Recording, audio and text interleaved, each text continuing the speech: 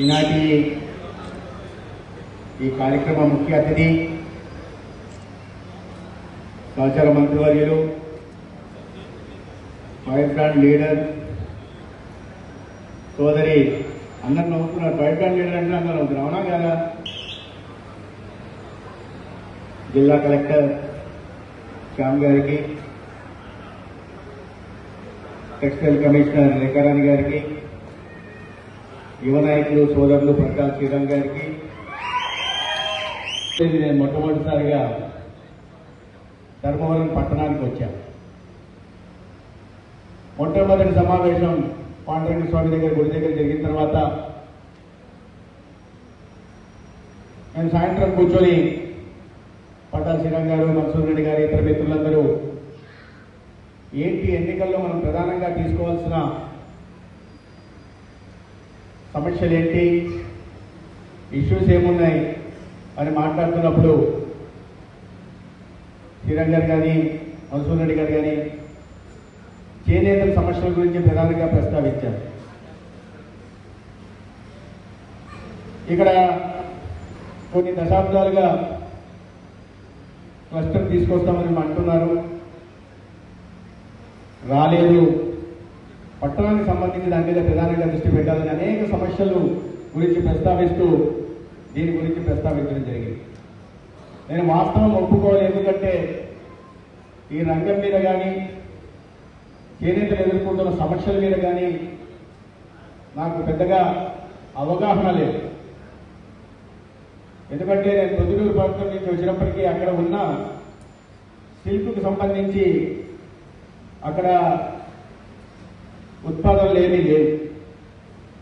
సరే, మొట్టమొదటిసారి తెలుసుకున్న ఈ విషయం మీద ఏంటి ధర్మవరం ప్రత్యేకత అంటే, ధర్మవరానికి ఒక అంతర్జాతీయ ఖ్యాతి తెచ్చింది చేనేతలు. ధర్మవరం అంటే చేనేతలు, చేనేతలు అంటే ధర్మవరం అన్న చందంగా వాళ్ళ ధర్మం అంటారంటే ఎవరికైనా సరే దేశవ్యాప్తంగా వారి తెలుగు వాళ్ళైనా ఇతర రాష్ట్రాలకు సంబంధించిన వాళ్ళైనా ధర్మవరం అంటే ముందు గుర్తుకొచ్చేది చేనేత పరిశ్రమ. మరి అది ఉంది, చరిత్రలో నిక్షిప్తమై ఉంది. రంగవల్లి చీరలు తయారు చేసేవారు, రక్షాబంధన్ చీరలు తయారు చేసేవారు. అంతెందుకు సంగీతానికి అనుగుణంగా ఓలలాడే చీరలు తయారు చేసేవాళ్ళని మన చరిత్రలో రాస్తారు. అంతటి అద్భుతమైన వారసత్వ సంపద, ఎంతో మంది పూర్వీకులు వారి విశేషమైన అనుభవాన్ని, వారి మేధో సంపత్తిని రంగంలో మేళవించి రంగరించి మనకు అందించిన అద్భుతమైన వారసత్వ సంపద ధర్మవరానికి మాత్రమే సొంతం.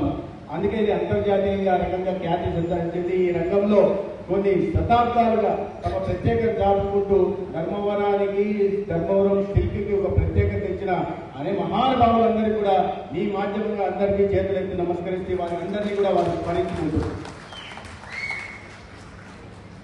అనేక సమస్యలు ఉంటాయి, కానీ క్లస్టర్ చెప్పేసే ఎన్నికల్లో తెలీదు, అది సాధించగలమో లేదో కూడా తెలియదు.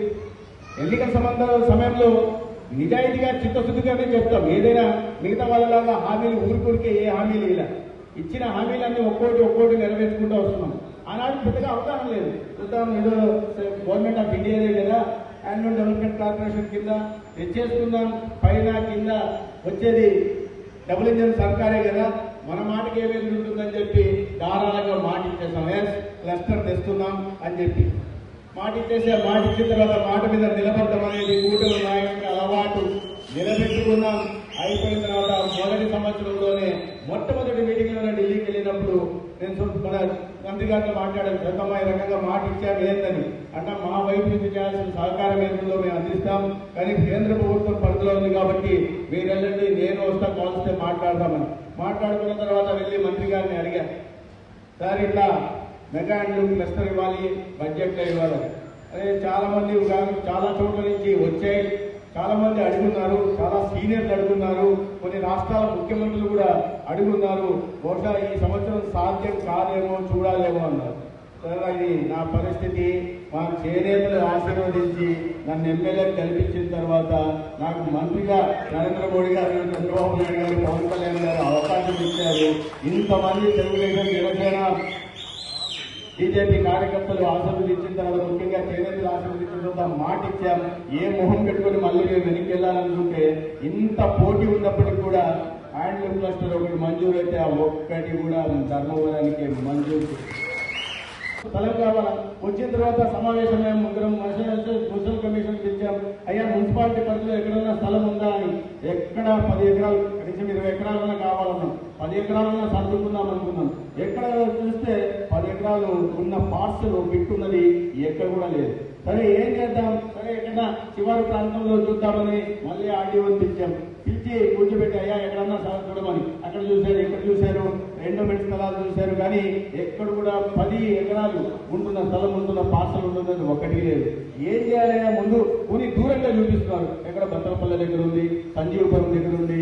మా చేనేతలంతా ధర్మవరం పట్టణంలో ఉంటే మనం సంజీవపురం దగ్గరనో బత్తపురం దగ్గరనో లేకుంటే అక్కడ పుట్టపత్తి రోడ్లో ఎక్కడో 5 కిలోమీటర్ దూరంలో 10 కిలోమీటర్లు చూస్తే దానికి ఉపయోగం లేదు. అందుకని దాన్ని మాట్లాడిన తర్వాత చూసాం ఏం చేయగలమని చెప్పి మాకు కనిపించింది బాగా పెద్దగా బాగా మార్కెట్ యార్డ్ కనిపించింది. ఆ మార్కెట్ యార్డ్ దగ్గర పోయి మాట్లాడుకొని అందరూ కూర్చొని మాట్లాడిన తర్వాత మార్కెట్ యార్డ్ని ఒప్పించడం జరిగింది. ఒప్పించిన తర్వాత గౌరవ ముఖ్యమంత్రి గారి దృష్టికి వెళ్ళి సార్ ఇట్లా మార్కెట్ యార్డ్ నుంచి స్థలం కావాల్సి ఉంది, మెగా హ్యాండ్లూమ్ క్లస్టర్ పెట్టాలనుకుంటాం, మాట ఇచ్చేశారు. మనం స్థలం చూపిస్తే వెంటనే అఫీషియల్ గా మంజూరు కూడా చేసి జీవో రిలీజ్ చేయడం జరుగుతుంది సార్ చెప్పండి అంటే నేను సంబంధిత మానవులు అచ్చెన్నాయుడు గారి దగ్గరికి వెళ్ళాను. సవితమ్మ వెళ్ళాం. తర్వాత కమిషనర్ గారు కూడా ఏ మాట తీసుకోవడం. ప్రధానంగా దీని వెంట ప్రధాన లక్షణం ఏంటంటే ఇప్పుడు దాకా అనేక మంది వర్తలు చెప్పారు. చేసేది ధర్మంలో కానీ బ్రాండింగ్ కంచిలో అందరికీ కంచి చీరానికి ఇక్కడ కొట్టారు. ఇక్కడ ఉన్నది 10,000 రూపాయలు పోయి అక్కడికి వెళ్ళి 30,000 రూపాయలు పెట్టి కొంటున్నాం. చేసేది మనం, అమ్మేది ఎక్కడ? చేసి కష్టపడేది మన చేనేత కార్మికుడు, లాభమేమో కంచిలో అమ్మకం చేసే వాళ్ళకి. అక్కడ చేనేతలే లేదు. మొత్తం మనం చేస్తున్నప్పుడు మన సిల్క్ కమిషనర్ గారు చెప్పేది సిల్క్ దీంట్లో క్వాలిటీలో తేడా ఉంది. క్వాలిటీలో తేడా లేదు. క్వాలిటీ ఎటువంటి క్వాలిటీ అయినా దాన్ని అద్భుతంగా ప్రపంచమంతా ఎవరైనా ఏ మహిళైనా మెచ్చేలాగా చేయగలిగిన ప్రతిభ ధర్మవరం చేనేత కార్మికులకు ఉంది, మాస్టర్ వీవర్స్ ఉంది. దీంట్లో పరంగా మనం ఎందుకు ఈ క్లస్టర్ ప్రధానంగా తీసుకోవడం, దీన్ని ముందుకు ఎలా తీసుకెళ్లాలా, ఏ రకంగా ఉపయోగపడేలా చేయాలా అనే ఉద్దేశంతో ఒక అవగాహన కలిగించాలనే ఉద్దేశంలో ఇవాళ కార్యక్రమం చేయడం జరిగింది. అయితే సహజంగానే మనకి ధర్మవరంలో ఏమవుతుందంటే మనం పెట్టింది 50 మందికో 100 మందికో చేనేత రంగంలో ఉంటున్న కార్మికులకి మాస్టర్ వీవర్స్ కోసం అవగాహన కార్యక్రమం పెడితే మొత్తం ఆనందం నిండిపోయింది. మన అందరూ ఉన్నారు, అదంతా నిండిపోయింది. దీని గురించి మళ్ళీ ప్రత్యేకంగా ఇంకో సమావేశం కూడా నిర్వహించుకొని అధికారులతో కలెక్టర్ గారితో ఇప్పుడే మాట్లాడుతున్నాం. ఇంకో చిన్న స్థాయిలో ఒక సమావేశాన్ని నిర్వహించుకొని యాక్చువల్గా దీన్ని ఏ రకంగా మనం ఈ పొటెన్షియల్ని బయటకు తీయడానికి అవకాశం ఉంది. వీటిలో ఉన్న ఈ టెక్నాలజీలో కానీ డిజైనింగ్లో కానీ లేకుంటే ఈ డైయింగ్లో కానీ లేదా జీరో లిక్విడ్ డిశ్చార్జ్ విషయంలో, ఎందుకంటే ఈ కెమికల్స్ కారణంగా అనేక మంది అనారోగ్యం బారిన పడుతున్నారు. వాటి నుంచి కూడా కాపాడుకునే దిశగా ప్రయత్నాలు చేసుకోవడం కోసం ఇది ఖచ్చితంగా ఉపయోగపడుతుంది. అనేక రకాల షెడ్లు నిర్మిస్తున్నారు. దానికోసం ప్రత్యేకంగా బీపీఎలకు కానీ ఎస్సీ ఎస్టీలకు కూడా ప్రత్యేకంగా షెడ్లు నిర్మించే అవకాశం ఉంది.